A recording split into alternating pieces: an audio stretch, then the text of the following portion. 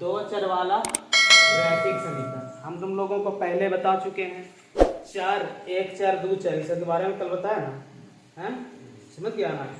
देख इसको जो समझ, जैसे कि ये कितना है 2x है, अगर 2x + 4 = 0 मतलब है 2x है, या 4y रहे या 5x रहे या 5 ABCD कुछ वगैरह रहे, तो ये क्या है, इसको हम लोग क्या कहेंगे, एक चर कहेंगे। जैसे कि देखो ये x है या 2x है, तो इसको 9 में अभी तुम लोग बनाया होगा, वहां पे इस प्रकार का सवाल तो बहुत सारा दिया होगा नंबर, जहां की तुमको ये नहीं दिखने मिल रहा होगा 2x प्लस मान लो 3y या x + y, इस प्रकार का टाइप कहाँ देखने मिल रहा है 10 में, यही ना देख रहे हो, इसी में देख रहे हो, 10 में देख रहे हो ये। लेकिन 9 में तुम देखा होगा कि इस प्रकार से होगा, या तो खाली 2x + 4 वगैरह दिया होगा कुछ इस प्रकार से, ठीक। जहां कि हम लोग उसको बोलते हैं, अगर ई है, ये जो ABCD का मान है, ये मान ABCD वगैरह का जो मान होता है, ये सारा मान कहलाता है चर मान,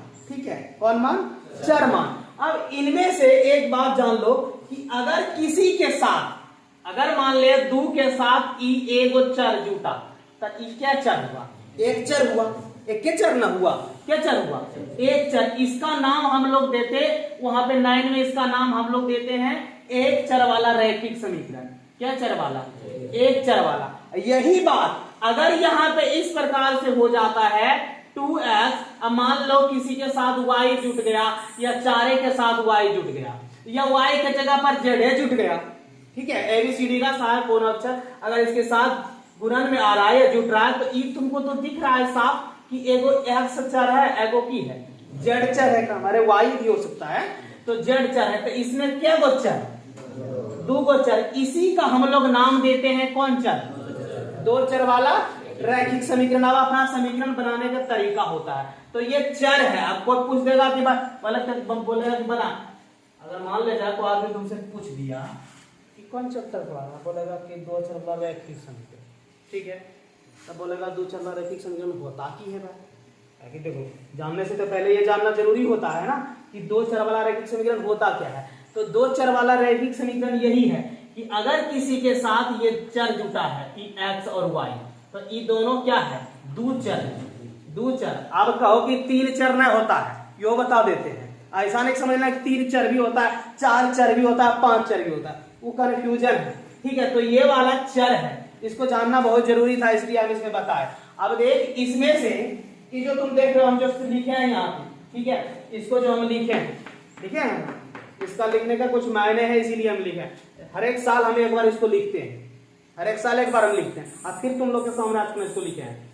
इसमें अभी अपना अगर तुम देखो BTC का बुक देखो, या क्या बोलता है NCERT का बुक देखो, या इसमें दोनों होता है ना, भारतीय वन का बुक आता है, वो NCERT वगैरह जो अभी चलता है सरकारी स्कूल का, जो 10th वाला वो बुक है ना, तो वो वाला बुक है, उसमें से ये तुमको नहीं मिलेगा, या तो यहाँ ये मिल जाएगा, ये मिलेगा, यहाँ तक मिलेगा, ठीक। इसमें ये छूटा होगा, या किसी में ये छूटा है तो ये नहीं है, ये वाला जो एक्स्ट्रा दिख रहा है, इसमें ये एक्स्ट्रा है, 3 उधर जो पार्ट जोड़े हैं, एक्स्ट्रा पार्ट है, इसलिए हम बोले लिखने के लिए। अब इस पे एक ऑब्जेक्टिव, इस पे ऑब्जेक्टिव पूछता है, इस पे ऑब्जेक्टिव पूछता है, इसका हम जिक्र करना मुनासिब समझे, क्योंकि देखो इसको जिक्र करना बहुत जरूरी है।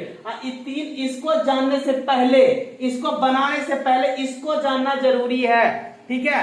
बताना कोई बड़ी बात नहीं है, अब बनाना भी कोई बड़ा बात नहीं है, लेकिन इसको बनाने से पहले दो चर वाले को, इसको तीनों को जानना जरूरी होता है, क्योंकि इसको अगर नहीं जानोगे तो बनाने का कोई फायदा, कोई मतलब ही इसका नहीं निकलता है, ठीक है। प्लस बात ये है, तो देखो ई तुम तो देख रहा है, साफ दिख रहा है, क्या दिख रहा है, क्या दिख रहा है, A1 बटा की है A2, कहीं मिल जाएगा A बटा E भी मिल जाएगा, वो अपना समझने वाला बात है। मान ले जैसे कि देखो A1 बटा A2, एक उदाहरण ले लो, ठीक है। मान लो कि 2x + 4y बराबर अगर मान ले 5 है, अब मान ले 6x, मान ले 7y बराबर अगर 8 है दिया, तो कहीं इसको अगर A1 मानेगा तब ना, ठीक। अगर मान लेगा इसको A, इसको मान लेगा A1, इसको मानेगा फिर क्या B1, इसको अगर मान ले खाली B, ठीक है। अगर इसको मान ले C1, इसको मान ले C, तो A B C के बाद की मानेगा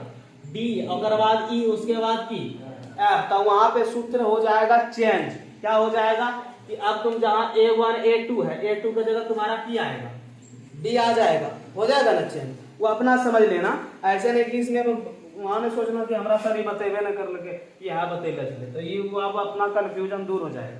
ठीक है, तो ऐसा नहीं होना चाहिए। तो इसमें हम एक तरीका बताए कि A1 बटा A2, अब बीच में देखो ऐसा है और ऐसे इसको काट दिया है, तो कहने का मतलब की है, कहने का मतलब है कि A1 बटा A2 का बराबर नहीं है कौन चीज, B1 बटा B2, और फिर B1 बटा B2 का भी बराबर नहीं है क्या, C1 बटा C2। अगर समीकरण में तीनों स्थिति बराबर नहीं है, ठीक है, समझ रहे हैं बात को, अगर समीकरण में तीनों स्थिति बराबर नहीं है, जैसे देखो मान लिया जाए कि जैसे 3x प्लस 4y बराबर 5 दिया है और 6x दे दिया है, 7x बराबर 8 दे दिया है, उदाहरण के तौर पे, ठीक है, इसका पालन करेगा। कैसे करेगा देखना, A1 बराबर कितना 3, अब B1 बराबर कितना 4, C1 बराबर कितना 5, उसके बाद A2 बराबर कितना 6, B2 बराबर कितना 7, उसके बाद C2 बराबर कितना 8। ठीक है, तो अब A1 बटा A2 मतलब कितना,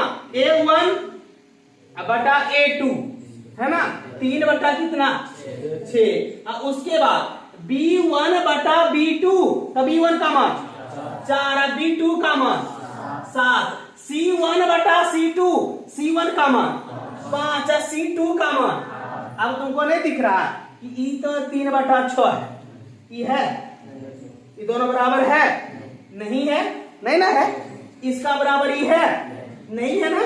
तो इस प्रकार का अगर स्थितियां उत्पन्न होगा समीकरण में, तब हम लोग वहां पे कहेंगे कि एक और केवल एक हल, ठीक, इस टाइप का ऑप्शन रहेगा। तो अगर नहीं रहेगा तो ऐसा भी रहेगा कि यही स्थिति अगर तीनों बराबर नहीं हो तो यही क्या कहला जाता है, वहां पर अविरोधी कहला जाता है। मतलब इसका विरोधी कर रहा है, इसका विरोधी कर रहा है, तीनों एक दूसरे का क्या कर रहा है, विरोध कर रहा है। ठीक है, और यही स्थिति क्या कहलाता है, क्या कहलाता है, प्रतिच्छेदी और क्या होता है, संगत होता है।